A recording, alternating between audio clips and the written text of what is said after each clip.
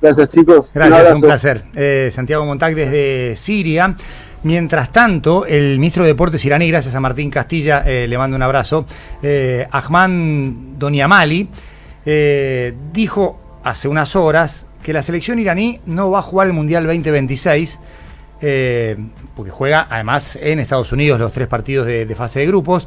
Después de que el gobierno corrupto mató a nuestro líder, no hay condiciones que nos permitan participar del Mundial. La agencia DPA es la fuente de esta declaración. Vamos a esperar, esto por supuesto es una declaración súper importante, después veremos qué pasa finalmente y hasta eso qué movimiento genera en lo que es la representación de Asia, porque Irak tiene que jugar un repechaje, Emiratos Árabes Unidos terminó en el lugar inferior a Irak, a ver si hay un movimiento, pero la palabra final sobre esto la va a tener FIFA, más allá de que, por supuesto, estamos hablando de un funcionario de peso que está diciendo, miren, Irán no va a jugar la Copa del Mundo. Y no quiere que pase lo mismo que pasó con las jugadoras iraníes, ¿no? Que varias solicitaron asilo, incluso se sumaron 2 más de las 5 que estaban, así que son 7 que solicitaron asilo en Australia por miedo a lo que pueda pasar, las represalias que pueda dar el gobierno cuando vuelvan a Irán. No por esto de que no cantaron el himno en la primera fecha de la Copa Asiática de Fútbol Femenino. Entonces, frente a ese miedo, que no sería la primera vez que el régimen iraní hace algo contra alguien que osó hablar en contra de eso, decidieron quedarse. Y siendo mujeres. Y siendo mujeres, ¿no? Para evitar eso, yo creo que también los iraníes están diciendo, no vamos al Mundial. Son las 10:51 en toda la República Argentina. Vamos a sumar a Gabriel Ventasgal, que está en Israel. Hola, Gabriel, aquí Juan Pablo Barsky, equipo. ¿Cómo va todo? ¿Qué tal? Un gusto. Gabriel, quiero preguntarte primero cómo está la situación allí ahora, con lo difícil que es quizás hablar en nombre de todo el pueblo israelí, y después ir sobre algo que explicaste muy bien en la nota con Osvaldo Bazán en Seúl, respecto de lo que no se habla y que no todo pasa por el petróleo o por la cuestión geopolítica, sino también hay una profundidad religiosa que corresponde analizar. Primero, ¿cómo está la situación ahí? Mira, hay menos lanzamiento de misiles. En general, cuando entrevistes a algún israelí, que hay muchos argentinos por acá, la reacción con respecto a la guerra depende de hace cuántos años que están viviendo acá. Claro. Vos estás hablando con alguien que vive acá desde el 89. O sea, nos fumamos los misiles de Saddam Hussein cuando no había baterías antimisiles y tampoco teníamos los refugios que tenemos ahora. Entonces, comparado con otras épocas, es mucho más tranquilo esto. Le están lanzando menos misiles y poco a poco el teatro de operaciones pasa más a Teherán o a Beirut y mucho menos acá. ¿Por qué decís que en Medio Oriente no alcanza con negociar fronteras? Que hay un conflicto religioso que es fundamental entender para saber qué está pasando, más allá del precio del petróleo, del estrecho de Hormuz. ¿Hay algo mucho más profundo y, si querés, por supuesto, muy extendido en el tiempo? Sí, en general, ¿sabes cuál es el problema? Que en las academias de América Latina y las personas en general, periodistas y demás, estamos muy influenciados por la forma de ver el mundo materialista. O sea, los conflictos son por petróleo, por agua, por tierras. Y cuando vos, por ejemplo, le preguntas a alguien por qué hay un conflicto palestino-israelí, te va a decir por ocupación. Bueno, es una forma bastante primitiva, porque el Medio Oriente es más que nada étnico-tribal. Entonces vos tenés 3 conflictos graves en el Medio Oriente. El más grave de todos es entre radicales islámicos y los que no lo son. Ese conflicto ya se cobró desde 1920, 20 millones de muertos. El segundo conflicto es entre chiitas y sunitas. Entonces Irán es chiita, es el líder del mundo chiita y odia a los sunitas, que son mucho más. Y por eso, entre otras cosas, dispara contra los países árabes de alrededor, que son sunitas. Y el tercer lío que hay en el Medio Oriente es entre persas y árabes. Los persas odian profundamente a los árabes. ¿Por qué se dan estos dos conflictos? ¿Cuál es la diferencia entre los chiitas y los sunitas? Y el conflicto, el tercero que mencionaste, entre los persas y los árabes. ¿De dónde nace ese odio? Mira, chiitas y sunitas, la diferencia es desde el año 680 o 661, vos decidís la fecha, sobre quién tiene que gobernar el Islam. Para los chiitas tiene que ser la sangre de Mahoma. Y para los sunitas tiene que ser la tribu de Mahoma, la tribu de Quraysh.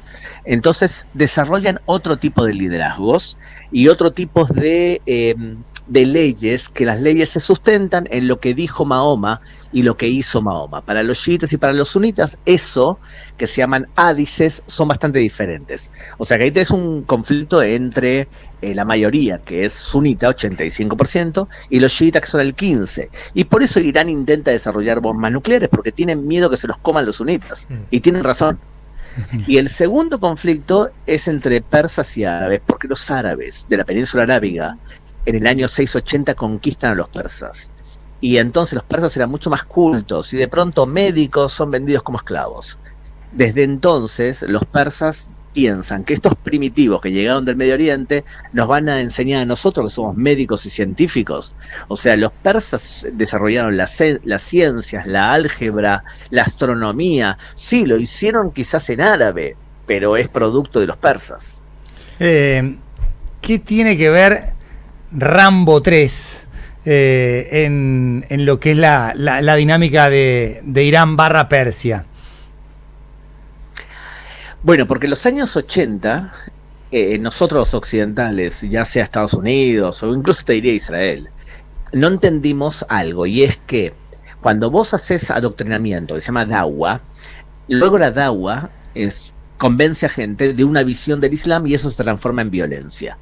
Entonces los occidentales nos parecía que eran simpáticos esos muchachos que hacían adoctrinamiento. Entonces cuando vos ves Rambo 3, resulta que Rambo pelea a favor de unos pobres campesinos, así lo muestra en la película, que son los talibanes, o sea, los que hoy humillan a las mujeres, las persiguen y demás. E Israel hizo algo parecido, dejó actuar a Hamas pensando que eran unos pobres muchachos que hacían tareas culturales, hasta que todo le explotó en la cara. O sea, en los años 80 vimos una actitud de Occidente bastante inocente con respecto a lo que es el radicalismo islámico. Lo que es imperdonable es que Europa lo haga lo mismo hoy. O sea, que piensan que estos pobres muchachos solamente hacen trabajo cultural. Gabriel, la última pregunta de mi parte. Ante esta reseña histórica, ante este contexto, ¿crees que tiene solución el conflicto religioso? A ver, ¿alguno de ustedes estudió en una escuela religiosa? O sea, ¿fuiste a misa o hiciste la comunión? No, yo hice bar mitzvah, o sea, yo estuve de cuarto a séptimo grado en un colegio judío. Pero los otros, los chicos yo del hice estudio... la comunión y sí, nunca comunión más volví también. Yo estoy como Juan Pablo, Gaby, Somos 2 y 2. Ah, entiendo. A ver, a vos, la persona que estudió en los colegios cristianos, o nuestra audiencia incluso, Sí. ¿los educaron ustedes a salir a conquistar por la fuerza y matar al infiel, estilo las cruzadas del siglo XI? Me imagino que ninguno de ustedes en una escuela cristiana recibió una educación así. ¿Por qué? Porque el cristianismo se reformó. Y eso se replanteó un montón de cosas y hoy en día tenemos una relación sensacional entre judíos y cristianos en el 90-95% de los casos. El Islam, en su versión radical, es una respuesta a la conquista de Occidente durante la Primera Guerra Mundial. Y entonces se empezaron a hacer dawa, acción social, y después se explotó en los años 70 y 80 hacia la violencia física. Este Islam radical va a tener que reformarse, pero para poder reformarse hay que derrotarlo. Y Occidente no entiende muy bien ciertas cosas, como por ejemplo le deja organizar a un país hiperradical como Qatar, le dejamos organizar un mundial.